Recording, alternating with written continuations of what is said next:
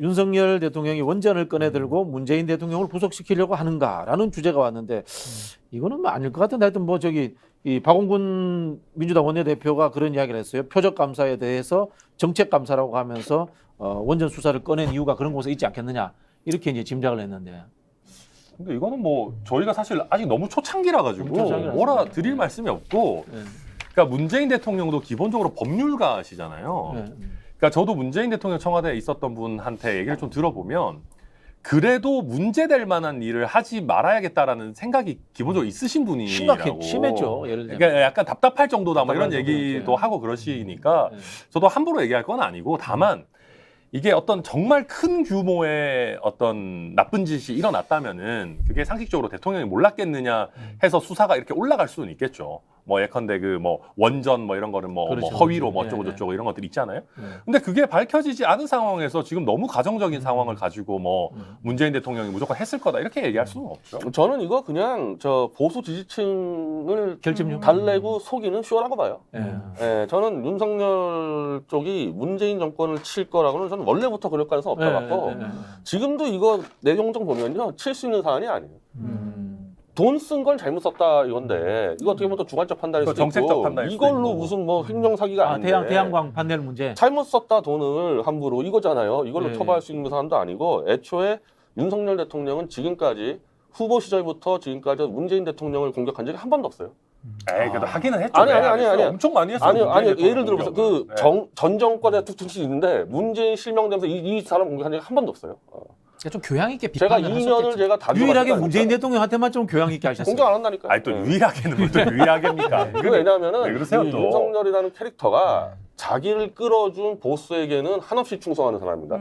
사람에게 충성하지 않는 게 아니고 사람에게 무한정 충성하는 사람이라는 게, 이 사람의 실질 보스는 박영수 특검이에요. 그렇죠. 대장동에서 박영수 싹 빼주지 않습니까? 그렇죠. 그리고 키워준 게 문재인이기 때문에요. 문재인 대통령에 대해서 무한한 은인이라고 생각하는 사람이에요. 근데 이건 어차피 주관적 네, 마음이니까 그럼요. 밖에서 각자 평가하기는 판단하는 어렵고, 거니까. 저는 사실 뭐 지금 원전으로 뭐 문재인 대통령 겨냥했다 이런 거 저는 굉장히 무리하다고 보고 그렇게 해서 안 되고요.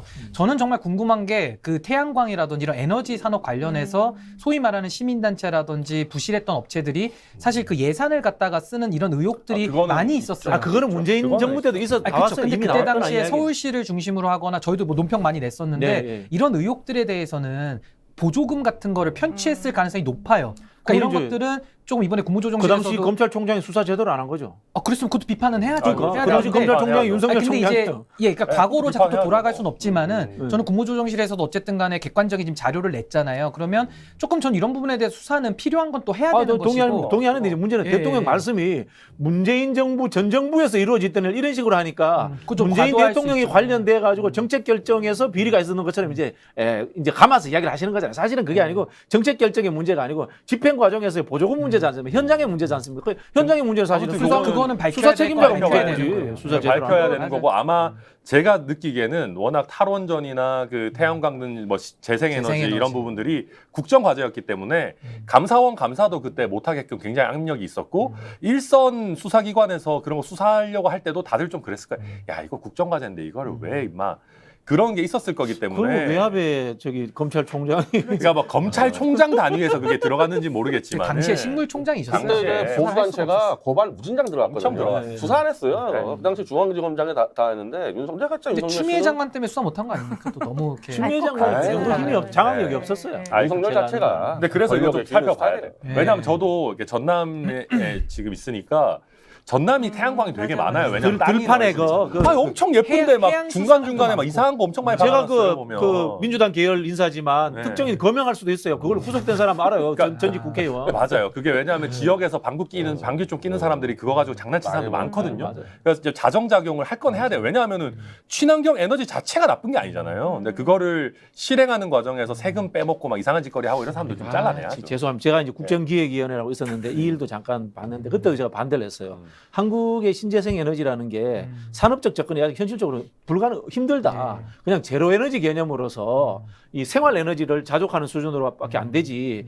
태양광이라든가 이 신재생의 질이 안 좋다. 그런 이야기를 전문가들도 그걸 많이 대선 과정에서 화제됐던 넷제로 이런 거 말씀하시는 거예요. 그런 아리백 거죠. 같은 거. 아리백, 맞다. 아리백. 그런 수준인데 이게 대한민국 조금 공무원들의 문제점이었어요. 빠르게 갔죠. 저걸 국정 아젠다화 시키면서 빠르게 가면서 문제가 좀 더 커지는. 아니 산업적 부분이 차원이 있는데. 안 돼요 현실적으로. 그러니까 이제 그래도 지금 우리나라 그래서 수준이. 이제 좀 더 깊게 들어가면 너무 조화 빠르게 가의 문재인 정부 좀 버전이었죠. 맞아요. 그렇죠. 예. 그리고 이제 너무 가치지향적인 정책 추진이었었는데. 사실 탈원전도 이게 영어로 하면 포스트잖아요. 포스트를 우리말로 고치니까 탈원전인데 탈원전이 아니거든. 그쵸, 그쵸. 더 이상 짓지 않는다는 이야기일 뿐이지 탈원전이 아닌데 그걸 이제 우리말로 탈원전이라고 붙여버리니까 그러니까 이게 지금 갈등 있는 구조가 원전도 다 부숴버린다 이런 느낌으로 이제 그렇죠. 받아들이니까. 갈등 구조가 만들어져 버린 거지. 근데 이제 저게 문제가 되는 거는 지금 윤석열 대통령이 그 이재명도 치고 문재인도 치고 이러려고 저걸 지금 꺼내 들고 있는 거 아니야? 계속 저걸 꺼냈다 문제는 안 집어넣었다. 친다니까요. 예. 아, 그거 확실합니까? 여기 또 생각이 또 다르시죠. 아예 뭐 문제 있으면은 쳐야 이건 정무적 판단에 윤석열 쪽에 네. 문재인은 잘 지내고 네. 이재명만 돌아내겠다는 게 완전 정무적 저도 판단이에요. 동의합니다. 근데 문재인 저는 대통령 건드리면 거의 소장님 밀란 의견에도 수준까지 동의하는 게 네. 이거를 정치적으로 활용하려고 그러면 안 돼요. 그냥 말 그렇죠. 그대로 정말 비리가 있던 문제가 부분들을 있었으면, 핀셋으로 해서 네네. 골라내야지 이걸 가지고 또 정치적 이익 보겠다고 하면은 또 역풍 맞습니다. 아 그리고 조심해야 될 필요 저는 있어요. 우리 국민들이 이제는 뭐 수사당하고 기소하고 하는 거 가지고 눈 하나 깜짝 안 합니다. 그냥 오히려 피로하게 생각해요. 뭐 예를 들면 저희가 문재인 대통령 수사하고 기소하고 하면은 보수 지지층은 잠깐 결집될지 몰라도 다 피로감을 느낄 거예요. 왜냐하면 대부분의 국민들이 이제는 퇴직 대통령이 감옥 가는 거를 엔간하면 안 봤으면 좋겠다는 게 있어요. 그렇죠. 그러면은 퇴직 대통령을 감옥에 보내려면은 아주 누가 봐도 빼도 박도 못할 만한 증거를 들이대면서 얘기를 해야지. 그냥 뭐 어쩌고 저쩌고 뭐 해가지고 뭐 역풍들이 대충 결제한 거 아니야. 이런 식으로는 안 돼요. 그 지난번에 그 보수 진영이 완전히 그냥 거의 난리 친 적이 있었는데 환호하고 그 월북 사건, 네. 네. 월북 사건하고 저 북한 그 귀순 사건 이거 네, 돌려보낸 사건 강제 있잖아. 그 그 두 건 가지고 문재인 구속시킨다 해서 막 보수단체가 난리 났었다고. 그래서 막 후원금 뜯어먹고 했는데 그거 어떻게 됐습니까 두 건? 어떻게 됐어요? 싹 들어가. 잖아요 그치? 그거예요 그거. 보수 개돼지들 관리용이에요. 아 잠깐만 말씀을 또 유권자들을 너무 그렇게 하지 마십시오. 아이고. 아니, 저는 정치를 예. 안 할 거다 보니까. 그러니까 예를 들면 정말 강제 북송해서 문재인 대통령이 진짜 본인 손으로 막 밀어넣고 이런 사진이 나오지 않는 한은 그게 그렇다는 그러니까 거죠. 너무 걱정은 안 하셔도 돼요. 그러니까 어차피 여당 내에서도 정치적으로 활용하는 거는 비판을 하기 때문에 그렇게 가기 어렵습니다. 근데 우리 같은 사람들만 비판을 해서는 힘이 없어요. 아, 근데 제발 좀 우리나라 원칙이 바로 섰으면 좋겠어요, 정말로. 그러니까 너무 이런 걸 또 활용하지 않으면서도 문제 있는 건 또 발본색원 해야 되지 않겠습니까? 근데 두 분 말씀 들으면 어떤 느낌이 드냐면은 두 분의 법치주의와 윤석열 대통령의 법치주의가 다르다는 느낌이 들어요.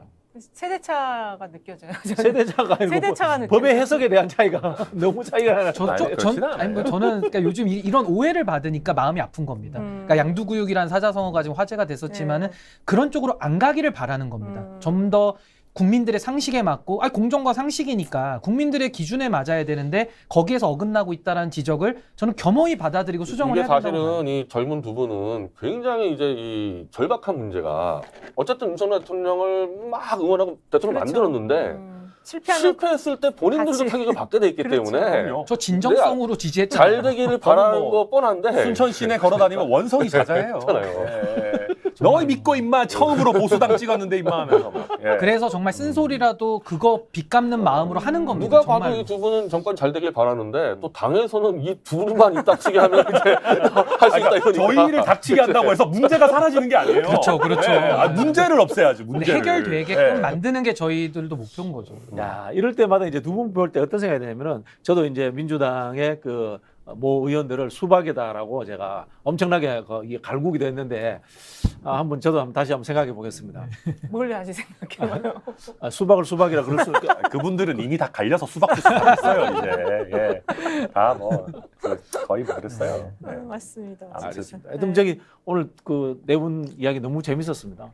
아 이렇게 갑작스럽게 끝나는 거. 좀 더 하세요. 이렇게 뭐 끝나는 게 이렇게 약간 이렇게 비행기가 이렇게 내려와야 되는데 슉 내려오는 느낌. 수직이창. 수직이 요즘은 창조 느낌. 족바가 시대잖아요. 좋아 빨리 가 시대이기 때문에 바로 착륙합니다. 바로 착륙. 네. 낙하산타고 착륙합니다. 네. 우리 또 사실 김포공항이랑 가까이 있었던. 그러니까. 예. 저희 딸이 공항초등학교 나왔어요. 아니, 마무리 말이라도 듣고 마무리를 그 하셔야지. 대한민국 그 학교 그 저기 교과 중에 비행기 나오고 활주로 나오는 그 가사가 여기 공항초등학교밖에 없어. 오. 활주로의 비행기가 힘차게 날아오른다.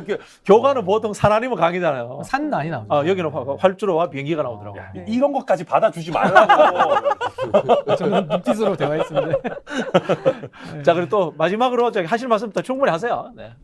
저는 오늘 말을 너무 많이 해서 많이 우리 했어. 변 대표님. 변 대표님. 아, 저도 많이 한 것 같습니다. 별로 안 하셨는데요. 전 이제 뒤에 가서 강동구에서 또 할 얘기도 7시 방영한다면서 이건 뭐 말이 똑같은 거 하면 안 되니까. 아니 근데 그 성남 FC 거는 좀 더 재판 과정이나 뭐 지켜봐야 되겠지만 지금 거 가지고 유죄라고 자꾸 얘기한다면 사실 지방자치단체장들이 할 수 있는 아니 자꾸 역할이 우리가 얘기하는 없어요. 거는 박 대통령 때랑 자꾸 그런 그쪽하고 자꾸 하시는 박 아무튼 대통령 저도- 처벌 받았으면은 이것도 아무튼 저도 무죄 추정 원칙이 있는 거니까 네. 저도 오늘 너무 단정적으로 저는 말씀드렸다면 제 입장은 좀 더 뭐예요? 지켜보자. 박 네. 대통령도 무죄고 이것도 무죄 가능성이 높은데 윤석열이라는 어용 검사가 엮어버렸다고 저는 왜 또 주장합니다. 말씀을 또 자꾸 또 글로 가십니까?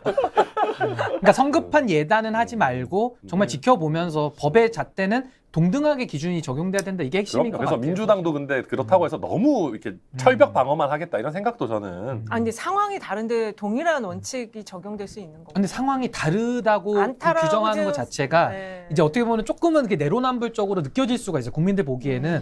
그러니까 이게 박근혜 이분들은 대통령의 사례와 법조인이니까. FC의 사례가 거의 유사하거든요. 그러니까 다른 점이 설득이 잘 안 돼요. 그러니까 뭐 일단 그거는 네, 뭐 각자 맞아요. 판단이 있으실 네. 거니까. 판단을 이제 존중합니다. 이런 식으로 이제 이야기를 하실 수밖에 없는 거죠. 자, 그럼 끝내요? 예. 좋아 빠르게. 좋아. 저 빠르게 뭐 빨리 끝내. 이거라도 못 아, 짠을 짠을 하시고 하죠. 짠을 하시고 짠을 하시죠. 자, 아이고, 고생하셨습니다. 아이고 수고하셨습니다.